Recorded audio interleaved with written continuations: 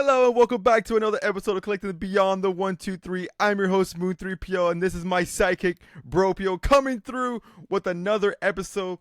But before we dive into it, Bropio, how you doing? Yes, sir, ski. I'm doing good, man. Adjusting to a new nightly routine. As obviously, but the lovely people here don't know. But oldest daughter started school and she's in kindergarten. So we have very early mornings and they have very early nights. So yeah, it's been a whirlwind this past week. This is the second week of school. So yeah. Other than that, man, I'm good. I'm chilling. I think I texted you last night and you didn't respond. You responded at 5 a.m. I was like, dude, what the hell? I just probably went to sleep like 2 hours ago. If you text me like at 9:45, 10 o'clock, and you don't get a response like within 10, 15 minutes, I'm gone, dog. I'm asleep. Telling you. I was like, what time did I text you? Let's see. You think you texted me like around 10? Yeah. Yeah, like around like 10 o'clock is when I texted you. And like I was like, all right, he's probably asleep or got busy or some shit. And I saw you text me at 5 o'clock in the morning. I was like, dude, I just went to sleep like 2 hours ago. Yeah, so very early mornings. Early nights. But yeah, man, I'm here. I'm bobbing.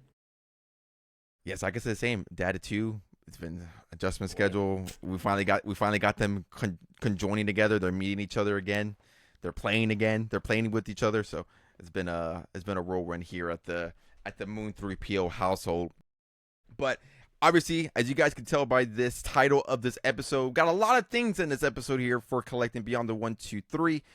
First one here, we obviously are going to start off with D23. D23 was last week officially. Hopefully you're listening to this episode on Friday on YouTube or Spotify and Apple, wherever you get your podcasts.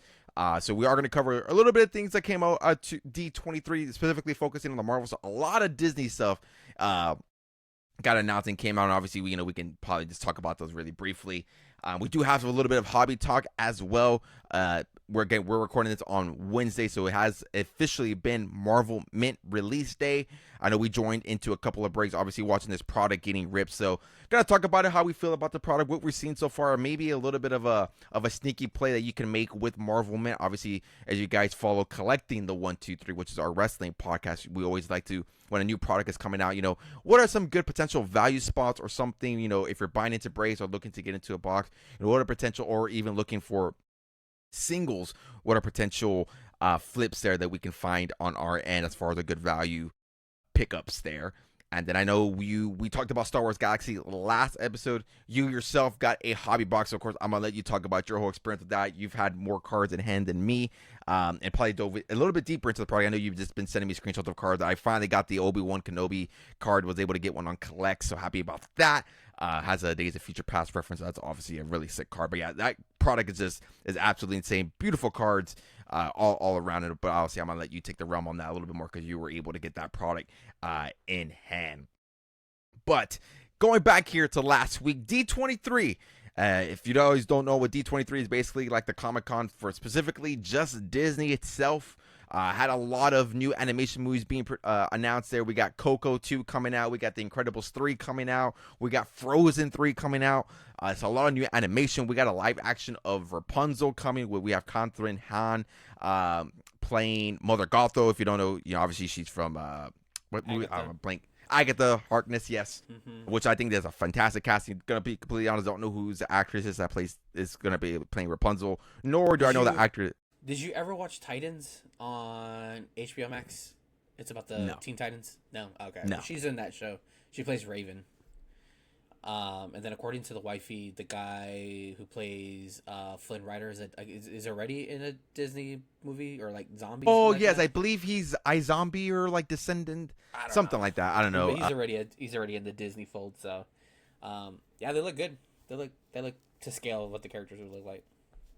Yeah, my niece from my Mrs. Moon's side was saying that she's excited about the Flynn Rider casting. So I think he's from like a iZombie or like a he's one of those shows or movies that kids those ages like those. Supposedly it's a real popular one. I was like, I don't know who that is, but a casting that I was really excited about, and a movie announcement that we were excited about here is the announcement of X-Men. It has officially been confirmed we are getting X-Men in 2028. Now, if you go back and listen to the first couple of episodes of this podcast, or heck, maybe even go back and find a couple of old posts of mine over on Twitter or X, whatever you want to call it, I've been known not to be a big X-Men guy. I've declared that. Even, when we were growing up reading comics, it was one of the things where it just seemed overwhelming. Like, there's so many different characters, so many different subplots within, like, each character and each story. Obviously now recognizing, the impact or the influence they're going to have on Doomsday. Obviously, we kind of seen it already in the MCU, the introduction of the mutants. We had that with Miss Marvel. Now we have it with Jean Grey and Spider-Man Brand New Day. I do recognize the importance of the X-Men. So I have been reading a lot of more X-Men recently. I've been reading a lot more Chris Claremont's run over on Marvel Unlimited. Usually I like to pick up like a hardcover or like a trade paperback, but there's just like so many of it where like I think the Marvel Unlimited is just the best thing for that. Probably will pick up like a trade of like maybe like Days of Future Past, or maybe if there is like an omnibus potentially. But yeah, that run is just so long where like it's like, I think in my opinion, kind of impossible to pick up a singles or obviously a trade paperback of that. And then obviously I have now started watching X-Men 97. That's been fantastic. Me and Mrs. Moon, we watched the first X-Men, which I gave that a 3-star on Letterboxd. That movie was not very good. I recognize it's a little bit difficult to kind of rate that movie now just because that movie was made like in 2002. Yeah. So, or like 2000, 2002. So I recognize like, but even then, like it was so kind of, there were some moments in there, that I don't know. It was just kind of, I don't want to say it's a tough watch, but I think for that time I can see why it's praised. But obviously, giving it a rewatch, you kind of have to give it its flowers as far as what it set up moving forward. Because I don't think without the success of the X-Men, I don't think we're having this podcast or having the MCU that we have now. So I do recognize the importance X-Men has. So with all that being said, I have been enjoying a lot more X-Men. So I am. Was very excited when I heard they were coming out with X-Men. We kind of knew that was going to be coming into play, and we got official casting. So here is our cast for the official X-Men here. Now, obviously, some characters haven't got cast. I know we're kind of talking about it a little bit off camera. Maybe we'll obviously talk about it here. But as far as what's officially been casted, obviously, as everybody knows, we got Sadie Sink officially playing Jean Grey. Obviously, unless you've been living in a rock, she was in Spider-Man Brand New Day, setting up that mutant-esque. And that mutant, maybe there is a Charles Xavier, kind of like we saw in Chris Claremont's run, or Giant Size X-Men. He's just looking for the mutants. Maybe that's what they're setting up for. Who knows? We then got, let's see here, Samara Weaving as Emma Frost. The one I think obviously that made a lot of headlines and I think has had the most chatter on the internet is Indy Navarrete. She's officially been casted as Rogue. Obviously coming out of Obsession. We then have Maya Boyd playing Storm. We then have Kit Connor playing Cyclops. We then have Christopher Abbott playing Charles Xavier. And your villain, we got Adam Driver playing Mr. Sinister. I thought that was pretty timely because I legit had just wrapped up season 1. And obviously Mr. Sinister having a big part of X-Men 97. So I thought that is a fantastic casting. He's absolutely going to kill it. I know there's always been a rumor too about him how, Kevin Feige's been trying to get him to go to the MCU. He's always said no. So very interesting now that he's finally found his home and found his project. Again, this movie is slated for 2028. But I throw it over to you, bro, because I know you're a little bit more well-positioned than the X-Men. You've watched all the movies. You've probably read a little bit more books than me. Correct me if I'm wrong. You had the first appearance of Rogue, didn't you? Didn't you have that book? It's the Avengers. I think I might still. It's an Avengers annual. I might still have it. Honestly, I have to go back and look. Yeah, that book's probably gone up a couple of schmeckles. Or I may have sold it. I don't know. There was a weird time period where, like right before COVID hit, that I was selling off like some key issues. So that might have been one of them. Like I know I sold like the first appearance of the Punisher. I had that one. I did have the Days of Future Past. I sold that one. I had a couple of other ones that I know I sold off. I don't know if that made the list or not, but yeah, her first appearance is in like one of the Giant Size or annual Avenger comics. Damn, I completely forgot about that. I don't know why you reminded me of that. So it may be gone because every now and then I'll go through them, and I don't see it. So it may be sold. But yeah, I'm not like a diehard X-Men, but I do enjoy the X-Men. Like I said, I've seen all the movies. I've seen, yeah, like literally probably all of them that have been out. Even all the spin-offs from like the Wolverines, the Logan and stuff like that. Have read a good amount of the comics. The wifey's probably more of the bigger X-Men fan. Is probably how I got more hooked on him. She's a big Magneto fan, big Rogue fan. Yeah, she is. Like I remember always ripping her for that. I was like, your favorite. Yeah, I remember. Yeah, I it's always funny remember too ripping because her off when like all your this stuff was favorite coming character is out, the Helmet Head. when uh, when all this stuff was coming out, she was ready to rip you a new one. So I was like, I "Oh, not told you you, want man. to I'm do ready for it." it. That's why I had to. I know. I You're gonna know have she to take listens it. to. I know she's the #1 listener of this podcast, so I know she's gonna come and rip me a fucking new one. So she's coming for you, dude. So be ready. But yeah, it's pretty cool. I'm excited for the movie. I mean, obviously, I think the casting that obviously caused the most spark that seemed to honestly for me came out of nowhere was Indy playing as Rogue. I know she was kind of like public on wanting to play Mystique, and there was really no rumors to it, but like her being casted as Rogue, literally came out of nowhere. And then by the time like we got the announcement, like it was like probably like what close to midnight, obviously because they're in Yeah. California. So in our time zone, it was coming in like around like 11, close to midnight. So all this stuff was just flooding the timeline, and it was just like whoa. And then seeing Adam Driver casted as what's it? What is it? Mr. Mr. Sinister. Sinestro. Mr. Sinister. Yeah, that was just pretty cool because yeah, like you said, like from what I heard, I read, like Kevin Feige's been after Adam Driver for like the longest time, and he just kept on telling him no and no and no. And I guess he finally found the right spot or right character he wanted to play. So, but yeah, I'm excited. I just wish these movies weren't so far away. I mean, 2028. Yeah. So I know. Do we have a month or is it just 2028? I believe it's a May 2028, if I'm not mistaken. Let me see. Okay. I believe it's a 2028. Yeah, May 5th, 2028 is the official release date for X-Men. Yeah, so we got some time. But other than that, I mean, yeah, I'm excited for these movies. I'm pretty sure it's gonna be interesting to see how they kick off this this saga or this new. Seems like we're entering a new realm of characters and stuff like that. So I'm intrigued and I'm excited for it. Yeah, I'm very excited for it. It's kind of like what I think we talked about a couple episodes ago when we were talking about Doomsday and talking about, Iron Man coming back and Steve coming back. Like I felt like, that's more of like a nostalgia type thing. Granted, not saying these characters aren't nostalgia because they are, dating back to the Fox movies, but they're finally in the MCU.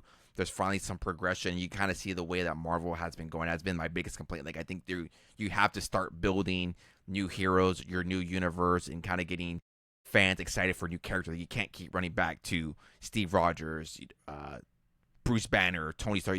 There's only so much you could do with those characters to a certain extent with those certain actors, unless you obviously do a recasting, which is easy to do now with the whole like multiverse stuff.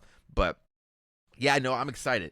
I do like, obviously, we talked about CD Sink and Jean Grey back in Brand New Day. I thought she did fantastic in that casting as well.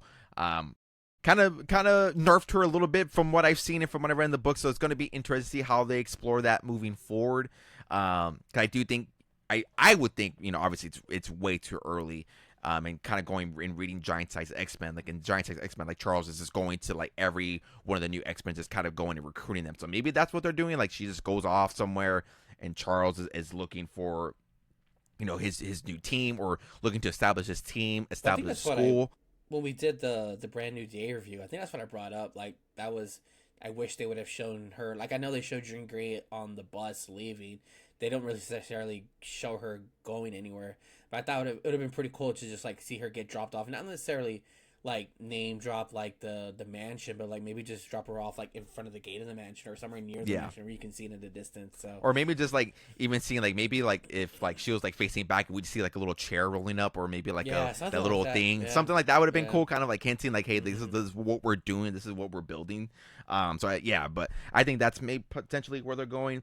But yeah, obviously, I think the biggest thing to come out of this casting was Indy Neverready being casted as Rogue. Saw a lot of mixed things. Now, I'm not gonna act like I know everybody in this casting because, being completely honest, I do not. Obviously, I know Adam Driver. I'm familiar with his work. The other actors, I've seen a little bit of stuff, but obviously, again, not being too familiar with the X-Men, I can't say like, oh, it's a bad casting or a terrible casting. Yeah. But obviously, watching X-Men '97, I know the biggest criticism that's come out of it is obviously the Southern accent. I know a lot of people have been wanting or were wanting that style of what we have in the in the animation to be played into the live action. And obviously, like, it's too early to say. Like, we don't know what we're gonna get from them. Like, we don't know. Like, if she's gonna do a Southern accent, if that's the route that they go. And she hasn't even been in a lot of projects. I think that's why her story is just so interesting because she has not been in a lot of stuff. She's been in a few shows, been in a few movies. It's been Obsession, and then boom. Like, it's absolutely insane how fast one movie can fast tracked a career. Like I think there was even a report that came out that she declined a Heat 2 sequel, and then she also declined a movie with Leonardo DiCaprio to do X-Men.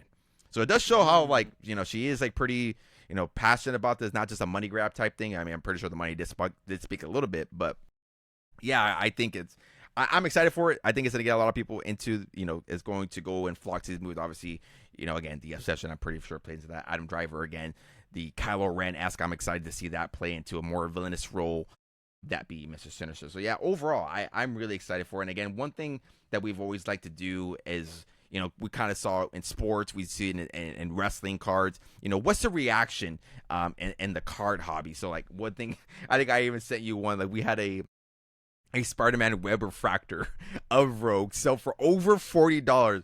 It's a cool card, but it's numbered at $3.99, guys. Those cards are not rare. Like you can find some for like $5 to $10 depending on the character. Again, yes, your Spider-Man characters are going to sell a little bit more, but an X-Men character selling for over $40, that's insane. Honestly, for as high as they are numbered at $3.99, like I think these are like some of the more cooler looking ones and like probably the most sought out like cards.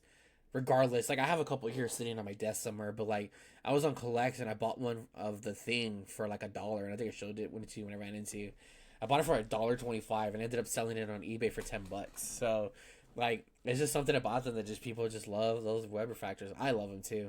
Yeah, they're great cards. Cool. I'm not trying to trash. I think they're excellent cards, but they're not especially if you match it to like any kind of Spider-Man characters, like villains, anything like even like side characters, like people who may not be like in the biggest Spider-Man world, but like anything like that.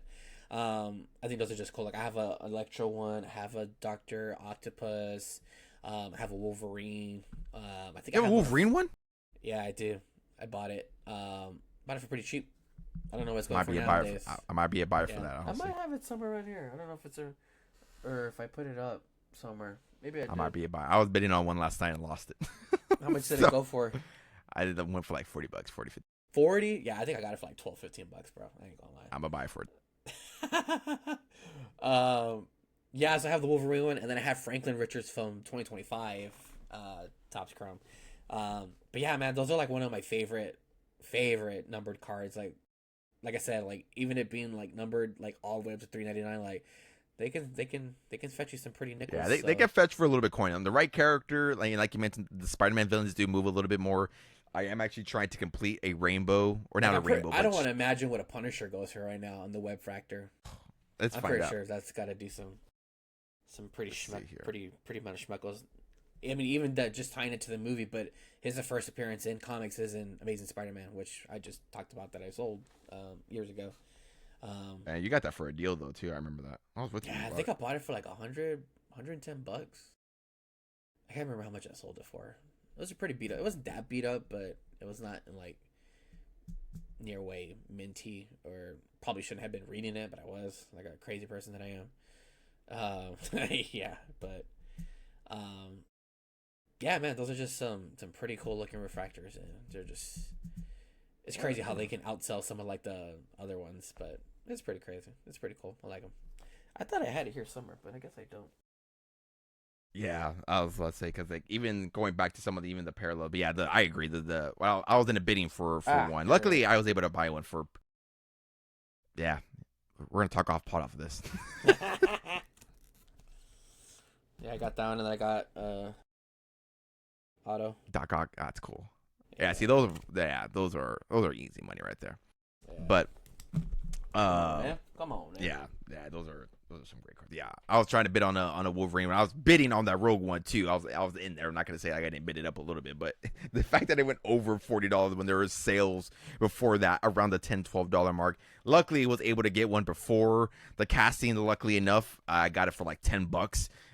Just because again, was watching the X-Men cartoon and it was like, oh, like I actually do like Rogue. Like she's a fun, enjoyable character. But we were talking about off pod again, seeing the reaction of people, just kind of people getting casted. So on August 15th, so the day after the official casting of Rogue, we had a 2025 Topps Chrome Marvel, which is not even first year Marvel. 2024 has been blowing up too. Even 2024 Disney has been blowing up. I'm not sure if you've seen that, but a Rogue out of 5 red parallel sold for $490.58, and that was a fixed price. So someone bought that for that price.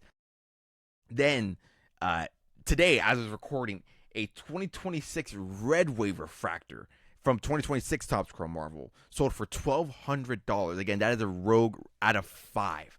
So again, it just shows, and again, like we were talking about it, we're again talking about it off pod, that if you're someone that likes to make potential flips or likes looking for the next big thing, maybe it's not necessarily maybe who's already been casted, but maybe other characters that have yet to be casted. We were talking about our pod, we don't have a Magneto yet, so maybe that's something where news gets announced if it's a Henry Cavill, or who was another actor that you mentioned? I forgot his name. Matt Smith. Matt Smith. He plays Daemon Targaryen. If you watch House of Dragons, I think he's also in Doctor Who. I want to say, I don't know if he's one of the Doctors. Doctor Who. Yeah, I think he's also in he's in that god awful Morbius movie. Morbius. Yeah. Yeah. I forgot what doctor he is. I think is he. Yeah, I know he's one of the doctors, but I think it's the 11. Yeah, I think it's the 11. I think he's yes. More. I don't want to say more well known, but he's more recently known for Daemon Targaryen in the House of Dragons. Which I did see someone say that he's more known for that. Yeah. But I more know him for. I never seen Doctor Who, but I do know him. Yeah, I know his face was pretty popular for being the 11th Doctor. Yeah. But yeah, maybe you want to look for that Magneto casting. Maybe you want to look for those Magneto cards or those other X. Yeah, he is. He's a pretty good actor, minus from the Morbius stuff. That's not his fault. Yeah, not his fault. We'll blame the other guy. But maybe you want to find those Magneto cards. Maybe other X-Men that haven't been announced yet. Maybe you want to go find your Nightcrawler. Maybe you want to find your Cable. We have Cyclops and Jean Grey. If they do that storyline, are they going to have their Nathan Summers? There's your Cable. Villain-wise too. There's a lot more of an Apocalypse. Maybe you want to start finding some of those lower tier cards or low number cards, and that could potentially be your place. So when those characters do get casted for this MCU, there's no denying how much of an impact. Now we're seeing it now. Like it is visible how much there is an instant reaction, and I'm pretty sure a $1 card could soon become a $10, $20 card, or maybe a $20 card become a $100 to $200 card. Again, not financial advice, not telling you to go and buy a crap ton of Magneto and Rogue or whatever cards, but it does let you know that there is money to be made here in the hobby when it comes to non-sports cards. Obviously this specifically focusing on Marvel. Obviously, we are seeing that with one character right now, and that is Doctor Doom. Doctor Doom has obviously been exploding right now in cards. His card market is absolutely freaking insane. I know we did it, and this is totally off topic, but I know we really did. We weren't really dabbling, not that I even remember cards being out there for specifically for Marvel, but I guess even more just in the comics. But do you recall it being the same reaction when Thanos was around? Right, because I remember when they first showed the snippet of him at the end of the Avengers in the posting credit, and I remember like, oh shit, but I don't remember to the scale of this magnitude where I feel like Doctor Doom is everywhere, and I also don't know if it has to do with because it's RDJ playing him. I don't know if that also has to do with the two, because we're kind of trying to see the parallels between, or if there's going to be a correlation between anything with Iron Man and him, but my God, man, I have not seen this big of a boom for a villainous character that has been around and there's two other movies. Granted, they're not very good, but there are two other Fantastic Four movies where there's Doctor Doom in it. So yeah, it's crazy to see the price of increase in Doom, but yeah, I'm for it. I'm victim of it too. I bought a Doom shirt from Target the other day, so. Oh yeah, I bought one from Spencer's the other day, and then I have one already coming in. One guy made there's an Instagram account that makes custom T-shirts that I bought one, and obviously with all the Magic stuff, I bought so many Doom cards. I bought the Doom pre-con. If you guys don't follow me on Instagram, which I highly recommend that you do, I have my Kevin Eastman Doctor Doom for the PC back there. I love Kevin Eastman and the TMNT stuff, and then now obviously playing out a Doctor Doom card. Who the hell wouldn't want that? But yeah, to go back and answer your question, yeah, I don't remember Thanos having this much of an impact. His stuff still moves, obviously, because of the impact that he's had, but not to this magnitude. And even going back then, no, I don't remember him having this much hype. Even if you want to circle it back all the way to Infinity War, I don't even remember him. I remember his first appearance selling which I think is Iron Man number 55. I want to say With was Iron Drax, Man. yeah, I think so. Yeah, it's the first appearance of Drax and him. I know that book shot up, but I mean, I don't know if it shot up a lot. I don't want to imagine like, well, it doesn't help that the first appearance of Doom is already expensive as it is, but I can't imagine how much more expensive it is since all this has happened. Like that would be the price chart I would like to see. Honestly, is that Yeah, I'm pretty sure that book has exploded in pricing. Hell, I want to know what the moderate, and maybe that's something we could do even further moving down. that's The true. moderate Shaker A lot of Wars. people, Like I a want lot to of know people what the shit on the modern stuff, but it's there, man. like the obviously we do know this story has heavily impacted or heavily played by the Yeah. Jonathan Hickman story. So I'm like Secret even Wars. curious to see, and I have that full run. So I'm curious to see what Single that issues one or looks. Singles, the yeah. ooh. Yeah, I was still in the I comic game think when that came out. I think I stopped. I think I stopped like right before Secret Wars came out. I want to say.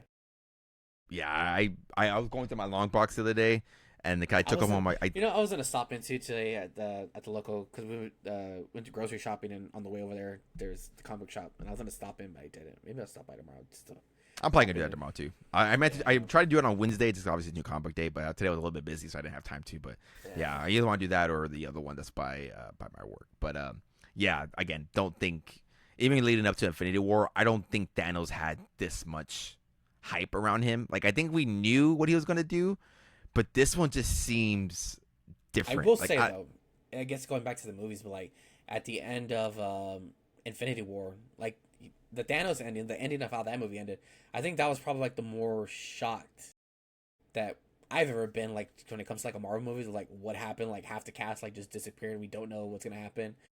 So I can only imagine what they're gonna do in Doomsday. Like, and that is a perfect segue because we are like the show with like we did the last episode when we got the first Doomsday trailer. We are going to be playing it here, so if you're a YouTube watcher, you will be seeing the trailer with us. We're not going to break it down scene by scene. We're just going to watch it and obviously react to it, and then we're going to talk a little bit about theories here. You lead into that there a little bit, so we'll kind of explore a little bit more into those and what we think is going to happen. And yeah, let's talk about our overall excitement there for Doomsday. So again, visual watchers over on YouTube or even on Spotify. If you're watching on Spotify, we do the video format on Spotify as well. So you will be seeing it. If you're listening on Apple, you will just be hearing the audio. So bear with us here as we get this trailer going. Let's go ahead and get this set up. Here we go. We got the Doomsday official trailer, a special look in theaters December 18th. Victor was always the smartest guy in every room. Aura farming. Jesus.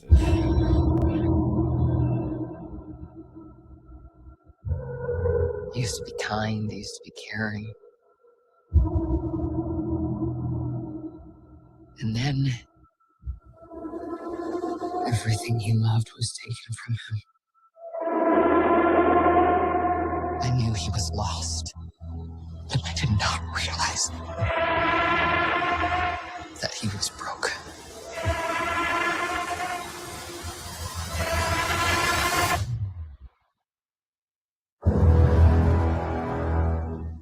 Victor, did you do this? All of you have lived stolen lives. But now you must give them back. Answer me, Victor! Did you do this?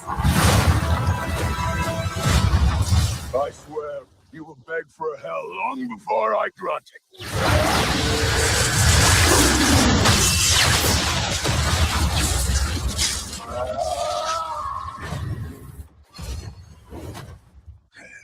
Answers to me. For I am Doom. Yeah, fucking sentinels rising from the ground. Jesus Christ.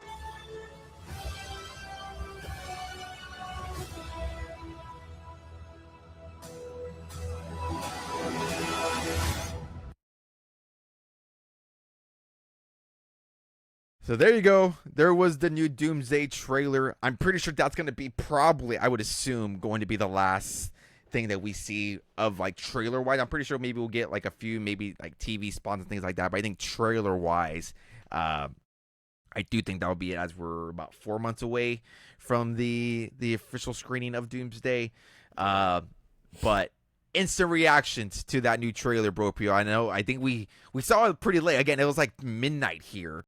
I was getting ready to go to bed. I wrapped up everything I needed to do. I was like, all right, I'm actually going to go to bed kind of early tonight. That didn't happen at all. But instant reactions, what are your thoughts? I know, again, we're kind of already talking about Doom and the impact and the excitement that we had, but instant reactions to the trailer. How are we feeling about Doomsday?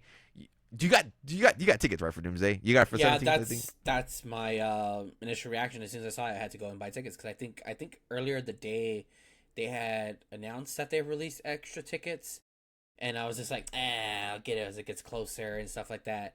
No, as soon as I saw that, I went like right away to go buy tickets. Funny enough, like we were like this close to buying like tickets for like a 1 o'clock showing that Thursday, and then I immediately remembered that we had kids and that they are in school, and I was like, well, can't do that. So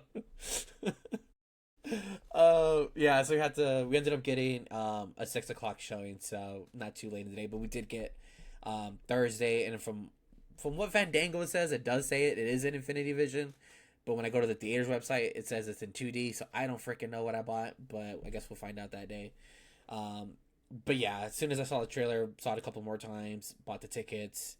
Yeah, Want to know something crazy? Yeah.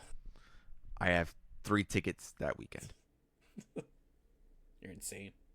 I got Thursday, I got Friday, break Saturday, then Sunday in 3D. 3D, oh Lord. AMC's giving out glasses. Oh yeah, that's true. Yeah, I wouldn't be surprised that we go see it again. I don't know if we'll see it again that weekend necessarily, but maybe the following weekend, maybe. Because yeah, it's gonna be one of those movies where you just go multiple times. The first time I ever did that was for Guardians of the Galaxy, I think. Was it Guardians? It was Mine Guardians was Winter Soldier. Oh yeah, you're right. Would that one come up? Wait, Guardians came out before Winter Soldier, right? I think Winter came out first, no? Shoot, I don't remember. I just know the movies that we went to go see multiple times was like The Force Awakens, Guardians of the Galaxy, and Winter Soldier. Yeah, those are like the 3 movies. I started it all where I would go to the theaters and watch it multiple times.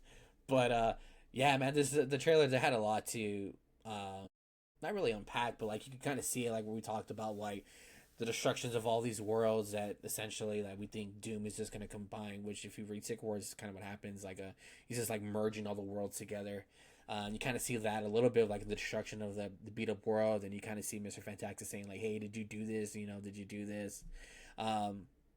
That's there. They're also playing like I just really caught it right now. Now that I'm thinking about like the Doom backstory, but like I think in the Doom solo series, and I don't know which one it is, I want to get a little bit more of his backstory. When it talks about his mother, is it Book of Doom? Yeah, where it talks about his mother. I think his mother is held captive in hell by Mephisto. Yeah, so that's really interesting, especially when it says that line where it says "Hell answers to me." So it's kind of interesting, kind of playing that in. So maybe we might. I don't know. Can we see Adam Driver already as Mephisto? That too soon? I don't know. Maybe. Don't you soon? I don't know. I didn't say it. I don't know. But yeah, man, this movie's gonna be crazy. Yeah. I think the one thing that it's funny, I was talking to with Mrs. Moon, and I was talking to one of my coworkers about it. I was like, is it wrong to say that he's not really wrong? Like, as far as these heroes living lives that they technically weren't supposed to. Somebody made a good little post here. This is not coming from me. This is coming from DC Marvelera. They made this little post here. What does Doom mean by stolen lives? So if you're not familiar, you kind of put 2 together, but just reading it out loud, I'm like, man, like he's technically not wrong. Yeah. So Steve used Tony Stark's quantum tunnel to travel back in time to 1940s, marry Peggy Carter, and even raise a son. That wasn't his life. Yeah. X-Men, Days of Future Past, Wolverine going back and saving all of them again. Wasn't supposed to happen. Tony Stark refused to let the timeline change during Endgame because he wanted to keep his daughter, Morgan. Instead, the Avengers forced the universe to accept a massive reversal of the snap. Wanda destroyed every copy of the Darkhold across the entire multiverse, and obviously she created kids that weren't even hers or not even real. Peter Parker had Doctor Strange cast a multiversal memory erasing spell to fix his personal life in No Way Home. Thor adopted Love, Gore the God Butcher's daughter, after she was brought back from the dead by a wish at eternity. The 2012 variant of Loki escaped his original fate, being choked to death by Thanos by stealing the Tesseract and eventually climbing outside of the time to become the God of Stories. And it says here, and then it goes another poster. To Doctor Doom, the Avengers are not heroes. They are timeline thieves who broke the multiverse to build a paradise for themselves, leaving them to rot in the ruins of what they destroyed. Now their actions are causing the entire multiverse to collapse, and Doom believes the only solution is his plan.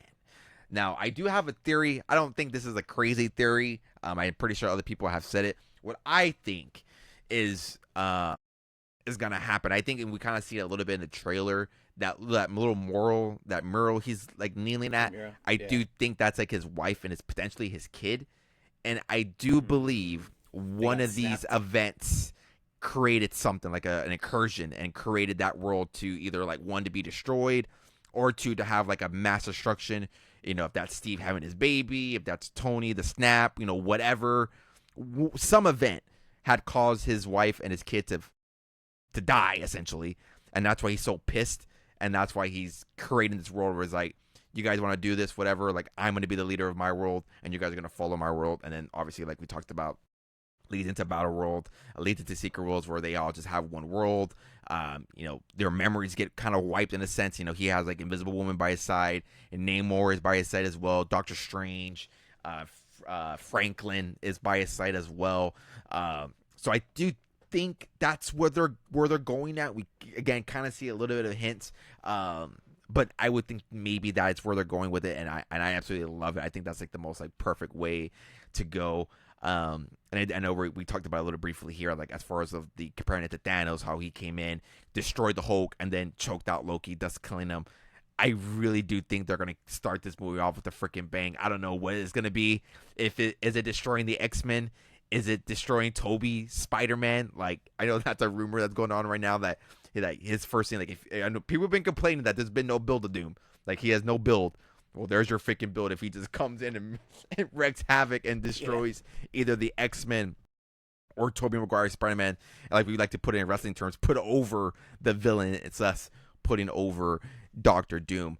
I know another key interesting point that they were, again, some other, you know, TikTokers or other influencers talking about too, is that that our MCU timeline doesn't have a Doctor Doom, hence why, and a Fantastic Four, hence why he goes to that world, because he knows there's somebody that looks like him, that being Tony Stark, and that's why he goes to that world. That's another theory that's been thrown out. So I'm very interested to see. That's the one thing I'm still very curious to see how they're gonna play that out, because like in the Book of Doom, like he has a bunch of Doom bots. Like the whole spoiler alert, if you never read the book ends with the Doom bot telling the story of Doctor Doom when the whole time we think it's Doom. So maybe that's the thing too. Like maybe we don't even see RDJ. It doesn't sound like, I love the accent. I love how it does not sound like him. That's been one of my other. We kind of got a little bit of glimpses in the first trailer, but glad to see, hear a full spoken Doom. So glad it doesn't sound like him. Going to be interesting if it looks like him. Obviously, we do know, or we would assume that Franklin kind of heals his face a little bit from the ending post-end credit scene of Fantastic Four. I wouldn't be surprised if that's where they maybe even start off the movies. Like, yeah, I would think they have to. Scene. Yeah, I would think you either have to start off with his story, if it's like you mentioned, if it's him losing his mom, going to hell. If it's him, even in Fantastic Four, there's that brief little clip when they're talking to the nations. Latveria was absent. Yeah. Latveria was absent because obviously that's his country, his home. So like maybe it's him like leading that world or trying to control that world. So maybe that's the thing. Which shout out to Pedro Pascal as Mr. Fantastic in that little trailer. He absolutely killed it. I know people have always been on the fence about him or still on the fence about him. But that moment, that little scene right there alone got me super excited to see their first interaction, because you can't have a Mr. Fantastic without Victor Von Doom and vice versa. But yeah, overall excited for it. I got 3 freaking showings for this. Haven't done that in, God, man, in a one weekend. I don't think I've ever done it in one weekend. I don't even think I did that for Endgame or Infinity War. I think I did it like the following week. I don't think Yeah, I've I ever don't think done I that. did either. I don't think we saw multiple showings of Infinity War. Although I know they're gonna come out with like a release in September. Oh yes, That's gonna have some supposed to be the correlation to ending. Endgame. Yeah, yeah, the ending supposed to be now at least the So ending or that's gonna something be like that. interesting. Or Which yeah, I don't know if you saw. So Disney, I don't know if they publicly announced it, but they kind of release certain movies and stuff that you would probably need to watch before you see Doomsday. So I'm gonna run them down oh for you yeah, really quick. that So list is fucking stupid. so they got X-Men from the early the Fox X-Men, X-Men 2, Captain America the First Avenger, the Avengers, Avengers Infinity War, Avengers Endgame. Then they have the Loki series on Disney Plus, Shang-Chi, Spider-Man No Way Home, Black Panther Wakanda Forever, Captain America Brave New World, Deadpool and Wolverine, Doctor Strange and the Multiverse of the Madness, Thunderbolts, and then of course the Fantastic Four First Steps. So that's about 15 projects that they say you probably more or less need to watch. So just based off that list, what's question for I guess just discussion, but like what's one movie that you're surprised made the list, and then what's one project or movie that you think that is kind of has to be like a must see to kind of get a grip of what? Yeah, I was in the camp that I it's not the best movie, but I liked it just because I was a little bit biased. But Brave New World, I don't see I don't see Yeah, the was I the don't same see the way. I thought it was gonna play correlation. in.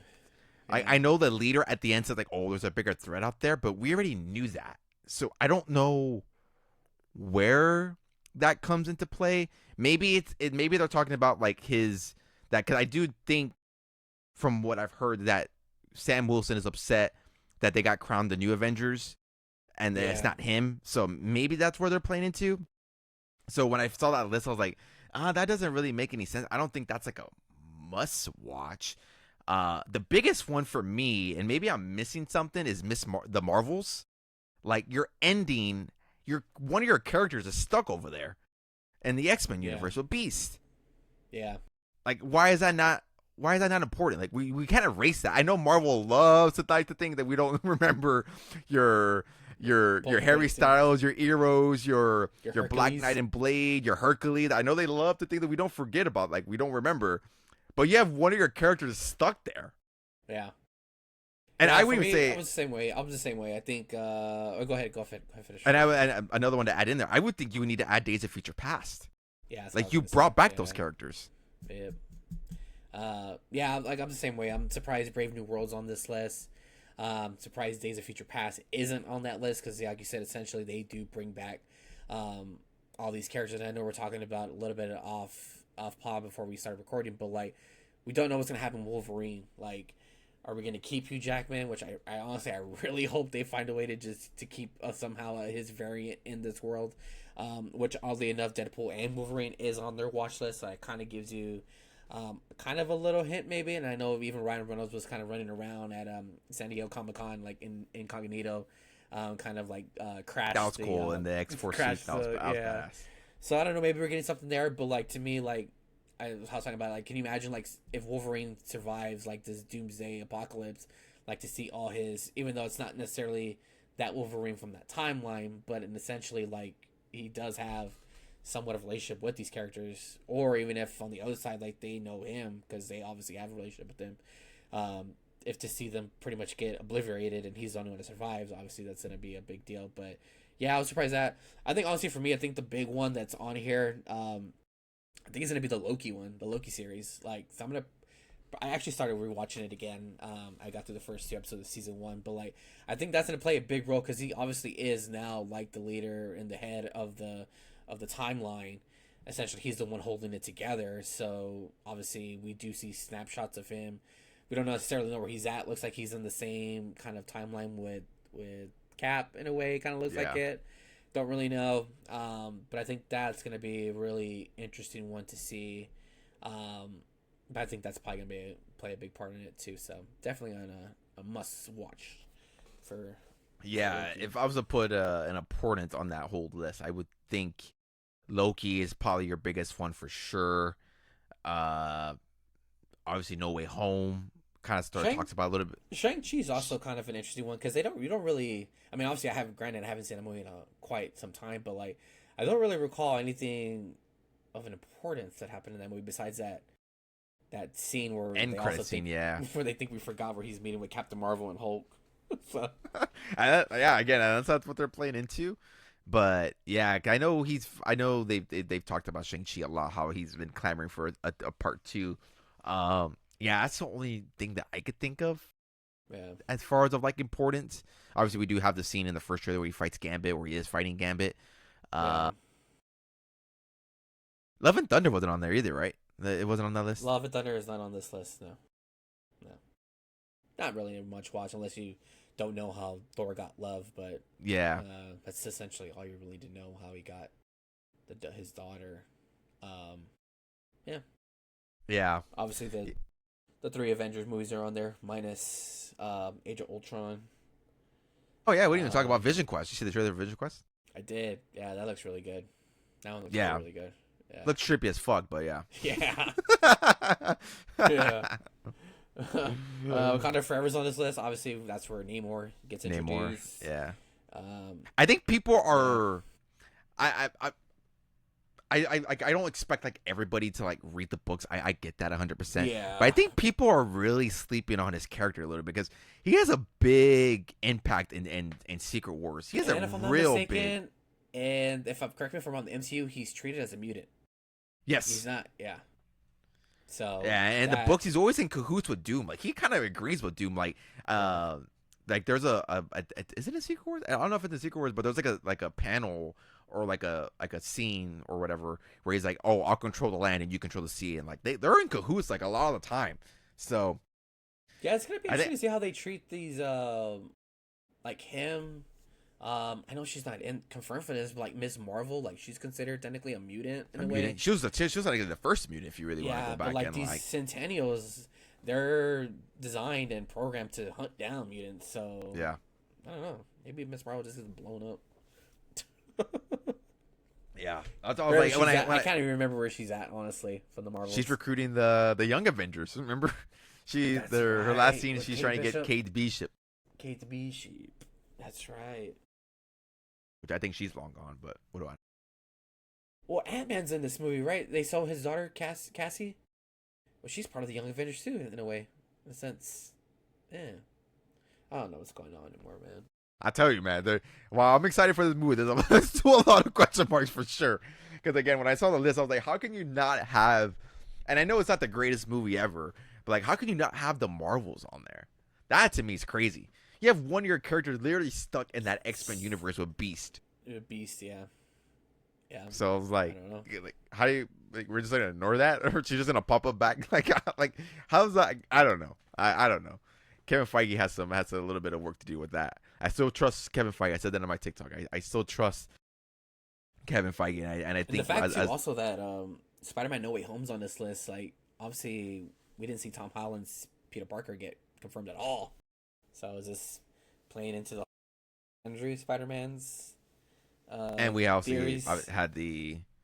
I'm surprised they didn't put Brand New Day on there either. For being completely honest. Yeah, I mean, honestly, yeah, because Jean Grey's in there. What the heck? Jean Grey, and then the end credit scene, like obviously figuring out that there's another Spider-Man. The Spider-Man out there. Yeah. Yeah. Yeah. Who made that guy? Who made that fucking list? Fire him. You know what they're watching over there? Because damn, that list is. As more we talk about, like, man, that list is horrible. Granted, some real creep things in that list for sure.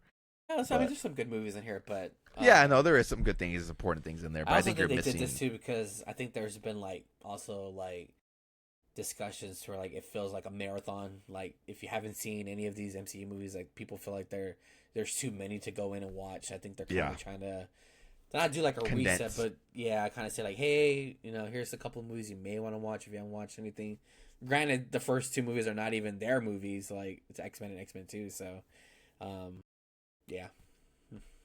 Who knows? I think it also does say. I think they also do recognize that they probably have lost like a lot of fans in between after Endgame, and now seeing that Steve's back, Thor's back. Well, not Thor's been back, but Thor's there.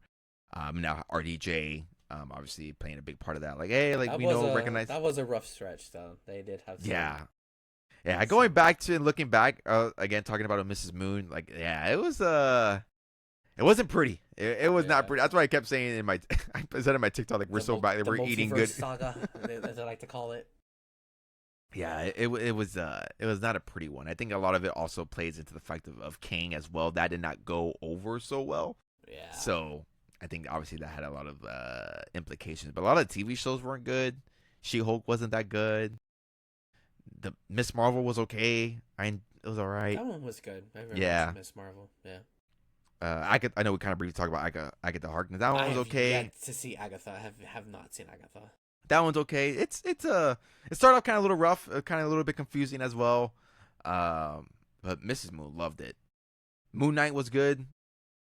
Where's he at? Never finished it. I have to rewatch. Never finished Moon Knight. I have to rewatch it, and every time. I'm gonna get Mrs. Moon in here. She's gonna chew you up a new one. Every time I try to get into it, I get sidetracked, and then I get confused because I'm trying to get back into where I get off, and I just can't. Yeah. You wake up and you see a fucking talking hippo. Fucking con. That's not. Is that Khonshu, right?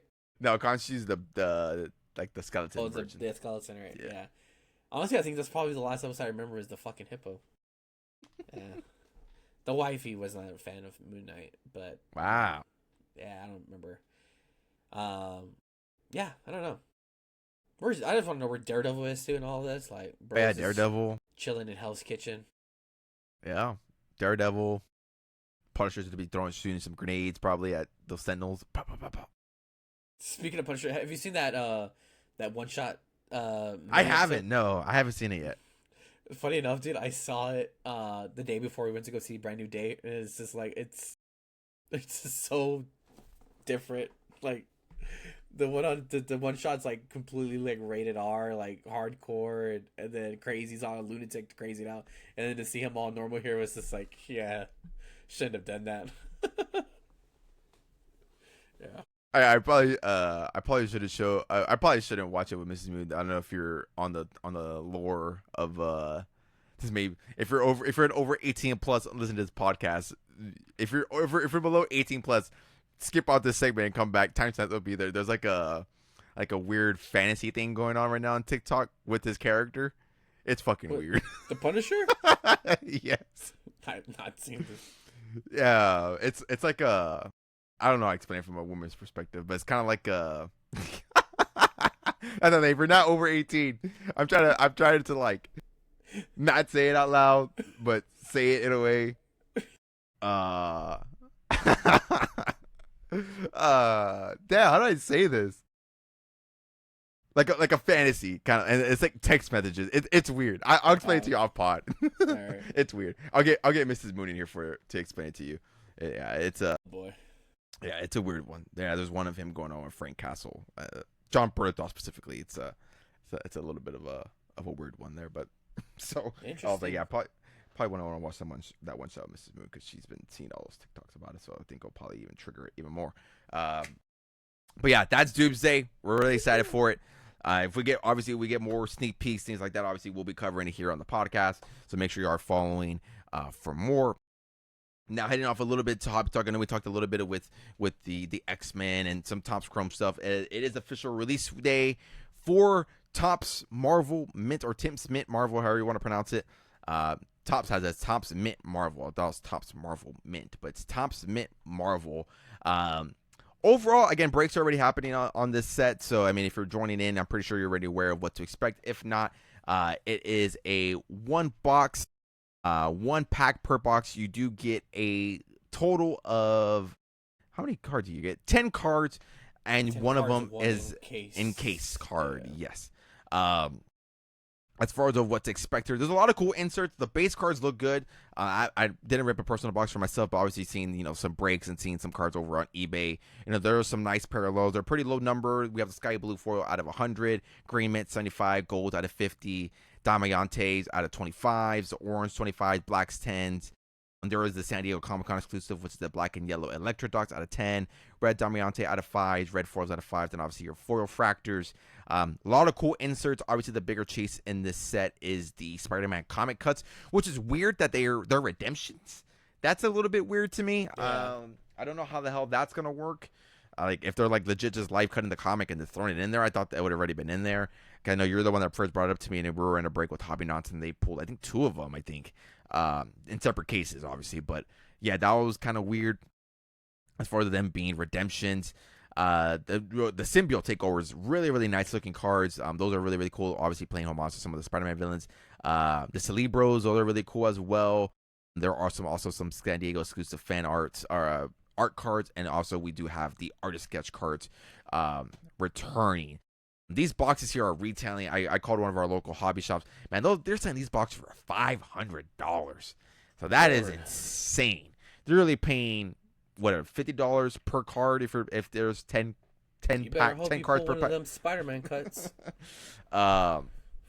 So yeah, very, very expensive product. Again, didn't rip open any personal. We joined to a couple of breaks here. But initial thoughts there on Marvel Mint. Is this a product that you liked? I know we're again talking about it off pod and talking throughout the day here. The box configuration is a little bit scary, especially considering how many breaks you join and what prices you're paying per spot.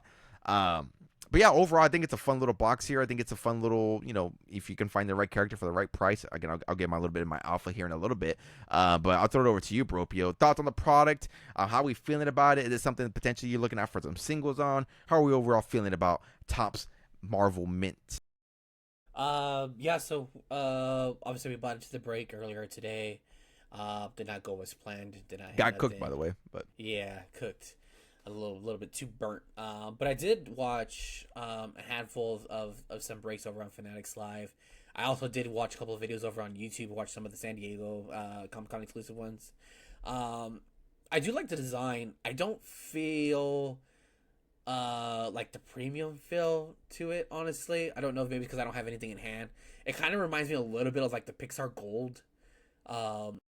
It kind of like also was kind of the same esque where it's like one in case card, a couple of singles, but it had a high premium price tag about it.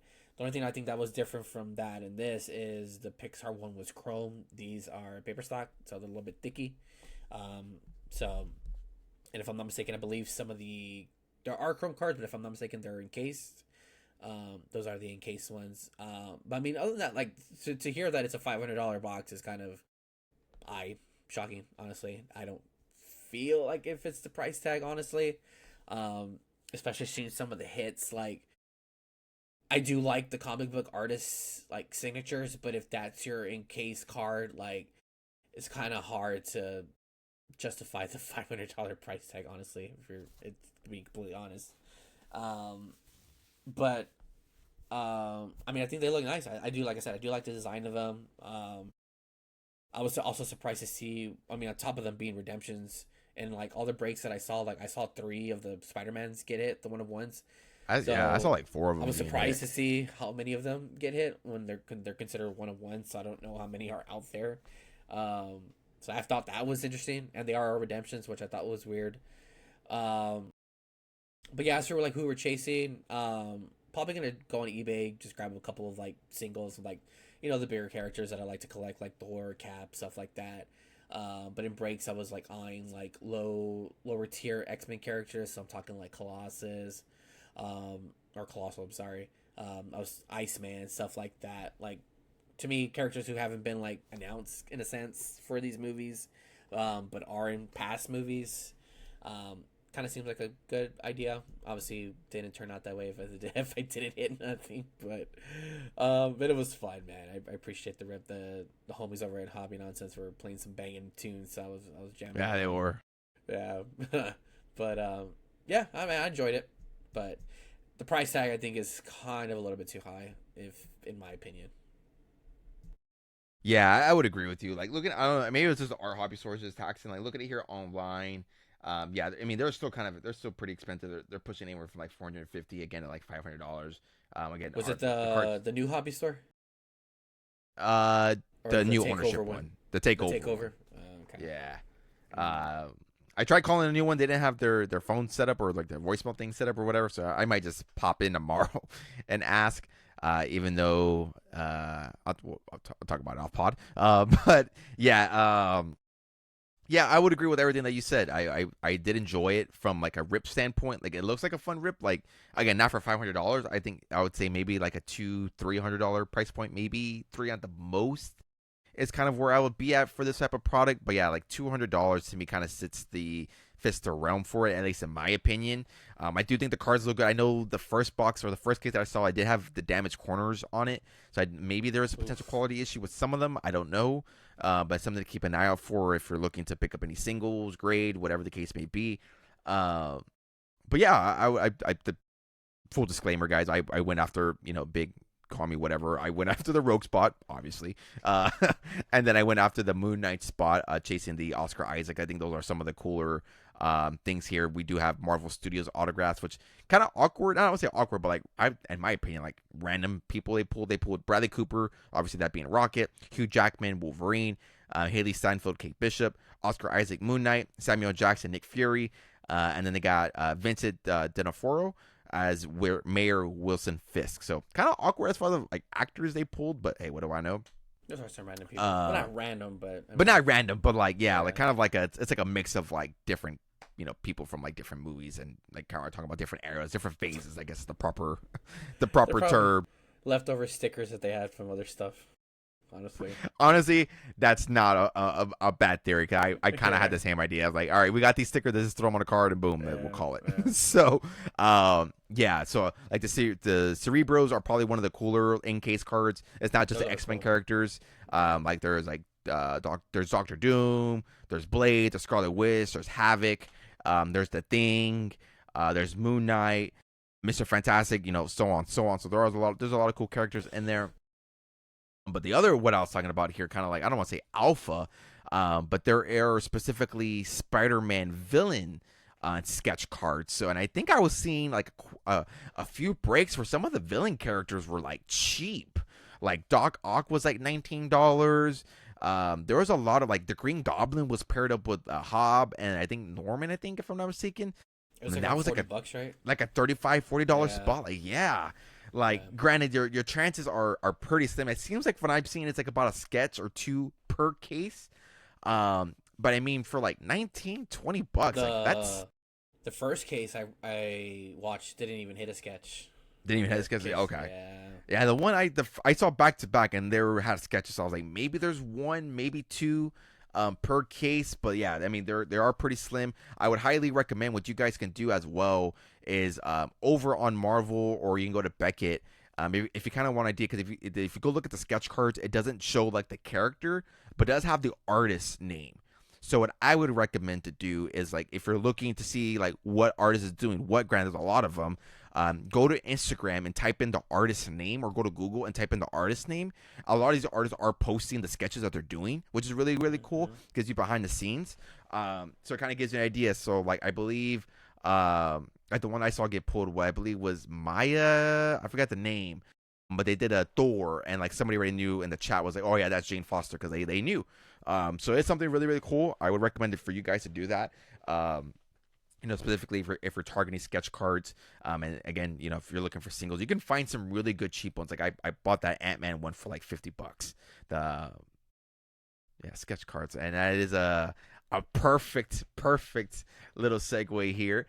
If you don't follow Bropio over on Instagram, again, links are in our description down below. If you're not, Bropio here had a very eventful rip of that being Star Wars Galaxy 2026 top Star Wars Galaxy. So I'll throw it over to you because you're not a hobby box guy. This is like your second since we started doing podcasting and got it back into a couple of years ago. So I'm gonna throw it over to you. What was the turning point on pulling the trigger on a hobby? I think you paid like what, $330, $340, $350 for it. $350. $350. Which I think the last time we discussed this, I think I said I wasn't gonna buy anything. So yes, I am a hypocrite. I on release day, I think it came out like on the middle of the week. I think it came out on a Wednesday. I didn't even bother with like the Topps website. That I don't know I think it was on EQL. Didn't even bother. So I don't know what the actual release price is, but I want to say, I don't know if it has it on Beckett, but I don't know if it was like around $280 maybe. I think it was like a $280. See. I'm on the website right now. Let me see if it shows. Let me see. Yeah, it doesn't say. $250. No, but I think if I remember correctly, last 250. There you go. All right. So that was the release price. I think when I told you, like, when I went into a GameStop, they already had it marked up like at 300. That was $399. So basically, it was $400.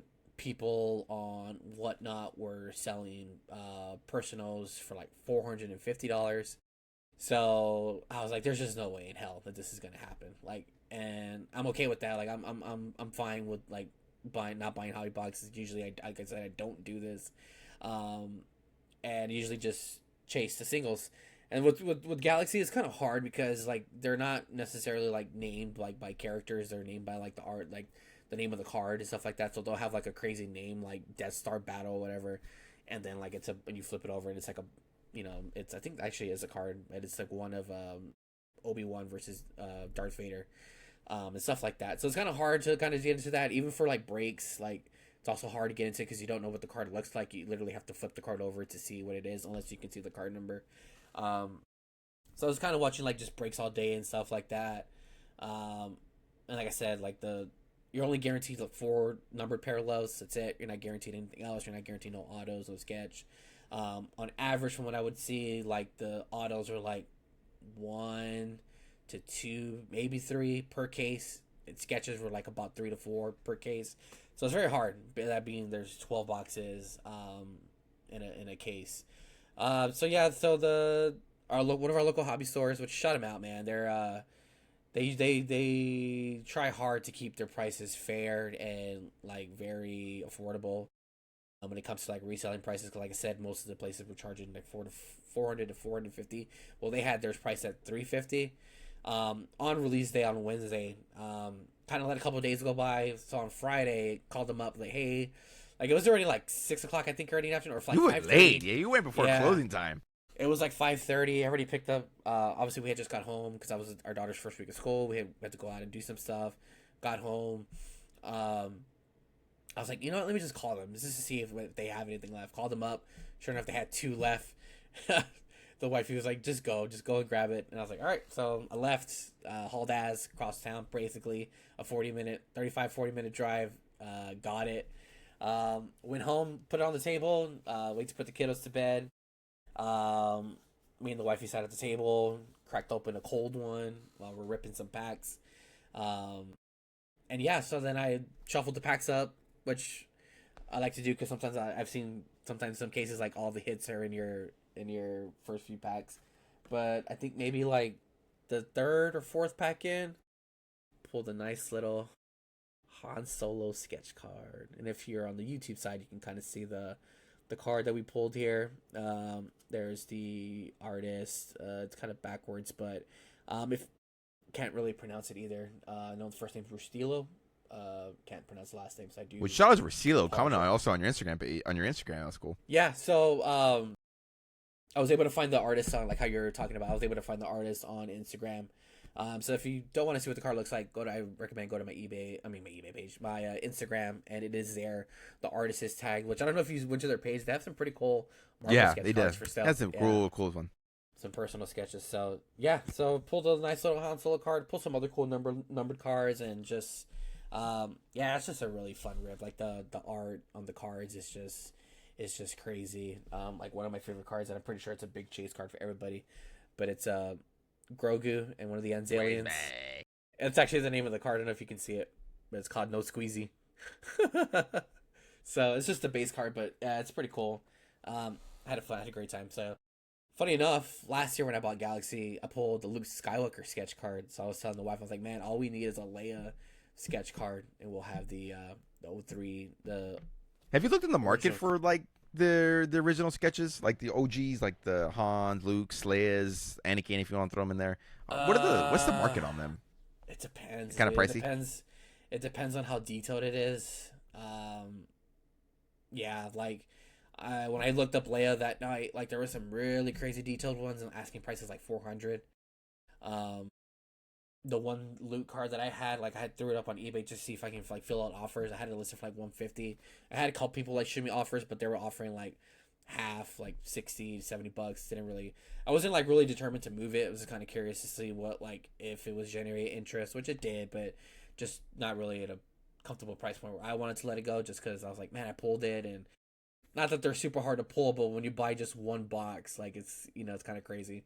So same thing for this one. It's a nice little pencil sketch, but I enjoyed it. It was a good rip. Would I buy no one? Nope. But yeah, to say that I bought 2 Star Wars Galaxy boxes, pulled 2 sketches out of them, I can't complain, man. It was all good. So The force is with you on those boxes. yeah, man. It's yeah. It was a good rip. Yeah, I would love to get into a box, but yeah, at that price where I'm like, and like I don't know too. It's probably higher now, honestly. That Yeah, it's probably like, I'm pretty sure. Yeah. I mean, people are selling packs, single packs for like $35. Like, How many packs are in a box? 18. 4 cards per pack, though. Dear Lord. So let's say give or take, they set it for 35 times that by 18. You're making $630 before fees. That's absolutely insane. Yeah. That's just madness. Yeah, all you're really guaranteed is, or you're guaranteed your 4 parallels, and then you're guaranteed like a shitload of refractors. I think they're like one. I think I have the odds here. Let me see where they're at. 1 in every 2 packs. So you do get a shitload of refractors, and then they have those mini diamonds, which I posted the Padme card on my Instagram. Those you're guaranteed like about 3 per box. So you do get a good amount of those, and those are pretty cool. They're not numbered, but they're like, I think they're one of the nicer looking parallels. Yeah, I was gonna say the pictures that I saw you post, and then like keeping it up with like with some of like the secondary market on some of these things. Yeah, like the cards are just overall freaking sick. I just think for like I thought about joining a break, but I was like, yeah, it's kind of hard to do a break like that. The one I specifically was looking at was the bounty hunter card that you sent me. Like I was actually looking at joining a break for that, but like some breaks are kind of weird because some do them by character, but there's a lot of characters involved in the same card, so like. Then you randomize it, and it kind of leads to that rabbit hole. I was like, yeah, that's just too. I ain't trying to do all that. Yeah, I'm not trying to do all that. And then so I was like, and then buying a break for. I mean, I guess it's the same kind of. I guess some people are like, well, it's the same thing as buying a superhero or buying a wrestler, but like to me, I don't know. Buying just one card kind of feels kind of weird in a whole break. Like at least with the wrestler, like you can pull like the base, the insert, the auto, whatever. Same thing with the superhero, like the rogue. Like there's different parallels. There's Cerebro. So like just buying one specific card, hoping that comes out. I don't know. It's kind of weird. This one's hard to buy into breaks because, like you said, you're chasing just that one art card. You're literally either chasing, like honestly, you're just chasing a number parallel, the super fractors. Like that's really it. So it is kind of hard to get into breaks, but I think next Tuesday or this upcoming Tuesday, Star Wars Chrome. Now that I'm interested. It's up for pre-order. If I'm not mistaken, I think last year was around 180. I expect it's probably going to be higher this year. And this one you are guaranteed an auto, so I'm gonna be definitely on. I'm over here talking about am I gonna buy another hobby box, but I was talking about Galaxy. But yeah, I'm gonna see if I can maybe snag a pre-order on this on the Topps website. So they have retail. They do retail. Yeah, they don't do megas, but they do blasters. Yeah. Might have to get into one. Yeah. Well, I think what turned me off last year was a lot of like the newer version, like the newer era of Star Wars, if I'm not mistaken, like the Acolyte. Last year focused on the Acolytes and Skeleton Crew. If I'm not mistaken, this year they're doing Mando and Grogu, and Andor season 2, and Visions, that new animator. I haven't watched Visions. Yeah, I think those are gonna be the big 3, if I'm not mistaken. So, yeah. Yeah, I saw them do a sneak peek of a C-3PO. I was like, I can't be Moon 3PO not buy a C-3PO card. Like it's like I put in the chat today. I can't be Moon 3PO not buy a Moon Knight spot. Like who would I be? That's what you need to do. You need to get yourself a nice little numbered C-3PO card and a nice numbered Moon Knight. I do. I was like after that break ended, I was like, I gotta go find some Moon Knight stuff because I have a lot of his comics in my on my end because he is one of my first superheroes. Granted, it's post like Marvel, the Marvel show. It's one of my favorite shows. So I do have a lot of his like comic book stuff. Even I know he has a current run right now that's pretty good that I have to go pick up. Like the I'm so back in the comic book game. Like I'm legit thinking about starting to pull this again. Like that's how bad I'm deep into the subscription box. Yeah, I'm thinking about it. There's a lot of good stuff coming out. Like Midnight Suns is coming out, I think next month or in October. That shit looks insane. The Captain America run right now is pretty good. The Moon Knight run is pretty good. The Daredevil, like so. But every time I go to the store, like the books are gone, or I have to buy like second printings, and I don't like buying second printings. I like buying the e-covers. Yeah, I'll never forget the day I walked into that comic book store and I saw the first print of Spider-Gwen, not knowing what it was, and I was like, I'm good. Oh, man, same thing. Oof. Plus, I think I have a second printing or third printing now. I don't know what the hell I have. I think I have one of those. I think I have a third printing, if I'm not mistaken. I have the green one. I think it might be a second. Yeah. But second or third. That's my biggest blunder, probably. But, yeah. Yeah, there's no checklist yet for the Star Wars Chrome, so hopefully maybe the next time we come on, there should hopefully maybe be a checklist, but, yeah. Yeah, I saw the sneak peek of C-3PO, and then I saw the Luke Super, I think they posted, with Mark Hamill's signature, and then the Anakin one with Hayden Christensen. So yeah, I did see that. I was like, all right, I'm in. These are gonna be good. Yeah, I'm in. Were the comic book covers from Galaxy, were they short prints? Are they case hits? Are you aware? Yeah, the comic fractors. Yeah. They're case hits, if I'm not mistaken. Damn it. I had some guy, who was it? Somebody was questioning them, and like he didn't know where they came from. Like he was confused about it. I was like, I don't know what's so confusing about them. Like they're actual like comic books. Yeah. I don't know. Some man. people are freaking weird. Like today was the first true day where I dove into like a lot of breaks. I typically don't buy like Marvel breaks, or like I usually again just like to go and buy the single. Don't know what got over into me today. But yeah, like today I kind of realized, like, again, I'm not expecting everybody to like know everything, but yeah, it's kind of like we talked about with wrestling.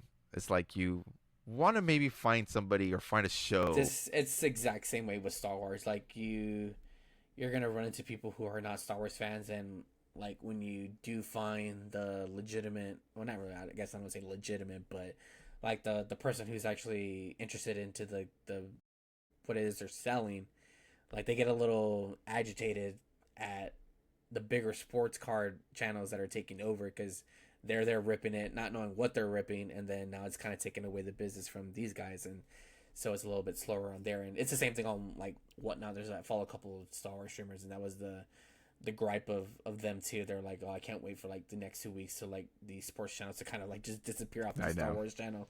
Because literally, I would go on Whatnot, and I would go to the Star Wars tab, and there'd probably be like 3 to 4, 5 people maybe live during the day, regardless what time it was. But when Galaxy release week, like there was probably like 15 channels on there, and I'm like, I have no idea who any of these people are. So yeah, it's the same. It's like that everywhere, and I think it's always like that on release week. But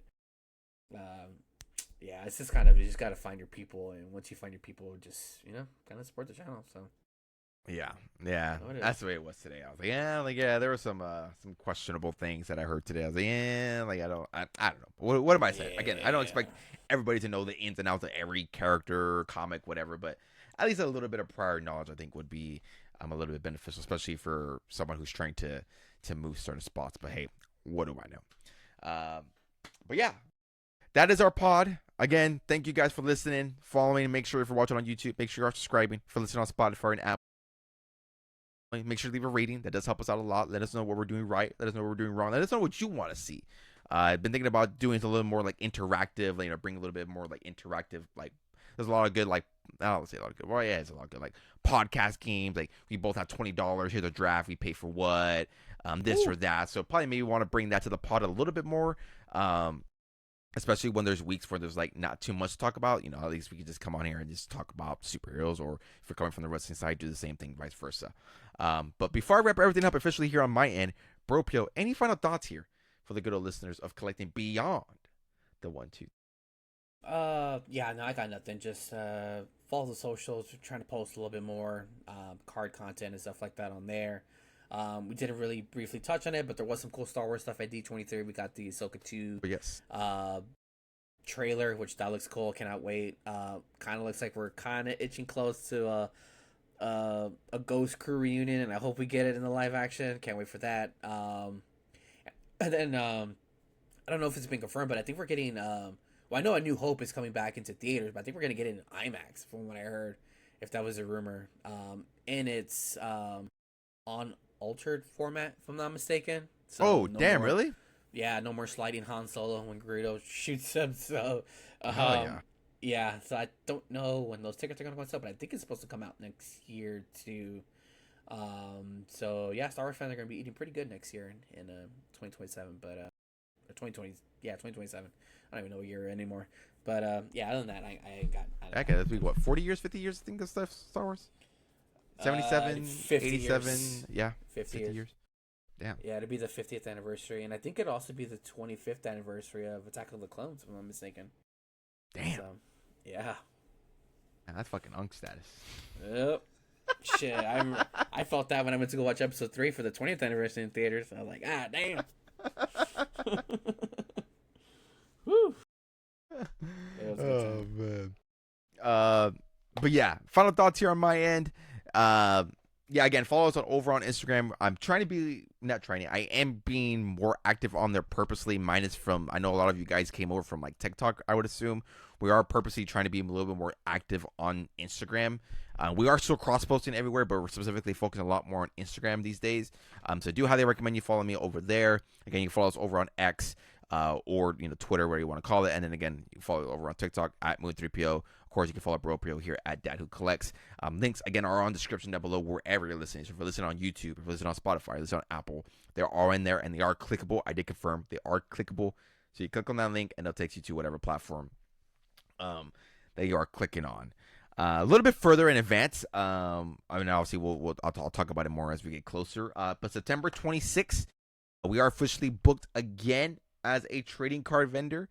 And the only reason why I bring it up on this podcast and not the wrestling podcast is because we've been growing the Marvel inventory. We've been adding a lot more Marvel cards. We've been buying a lot more. My recent post was kind of showing how much money I spent on Marvel trading cards. So we've been buying a lot. Just because my last show, even though I only had like a few of the cards out there, we did have a lot of people asking about them.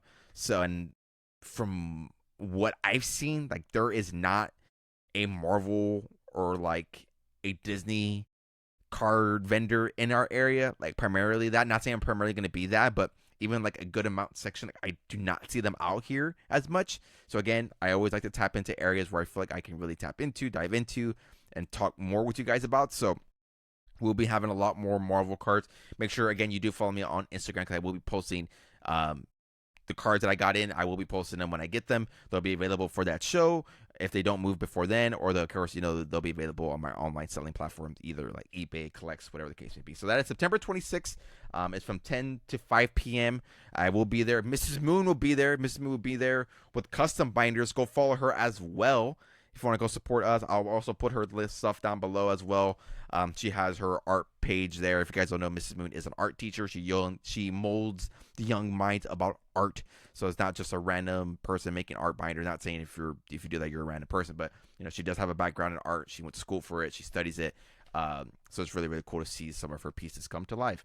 So yeah, we'll be having live binders there. She's working on already, like on 2 or 3. She finished 2 pieces of the race. She's already working on the 3rd one. So it's really, really cool. Really, really nice work. Again, go follow her over there. Link down below as well. Again, wherever you're listening, and get your podcast. But yeah, that's going to be it. Thank you guys for listening, watching, and we will see y'all on the next one.